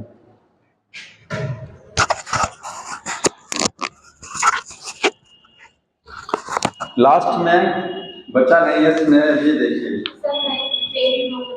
हाँ कोई कुछ कह रहा था ये सर, इसमें दिया है concentration of bacteria, virus, PCR. जितनी भी चीजें हैं, चाहे एलाइजा हो चाहे प्रोब हो, अगर लो कंसंट्रेशन में पैथोजन बॉडी में है उसको भी ये पकड़ लेते हैं, ठीक है। तो हम पीसीआर से तो हम मल्टीप्लाई करा लेते हैं डीएनए को, एलाइजा से हम एंटीबॉडी लगा के चेक कर लेंगे, ठीक है। और प्रोब में क्या, उसका जोड़ीदार खोज के जुड़वा देंगे ले जाकर के। ये 3 टेक्निक है, समझ में आ रहा है? मोटे मोटे तौर पे आपको माइंड में पता होना चाहिए तीनों में अंतर क्या है। और नहीं किसी को कुछ पूछना है तो क्वेश्चन करके आइएगा। अब इसका अगली बार पूरा इस क्वेश्चन में फिनिश कर देंगे। ट्रांसजेनिक एनिमल्स बचा और एथिकल इश्यूज बचा हुआ लास्ट में, ठीक।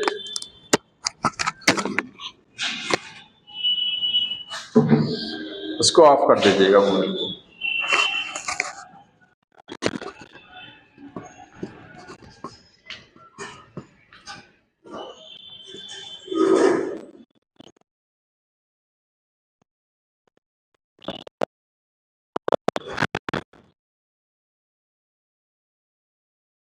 ठीक है बच्चे।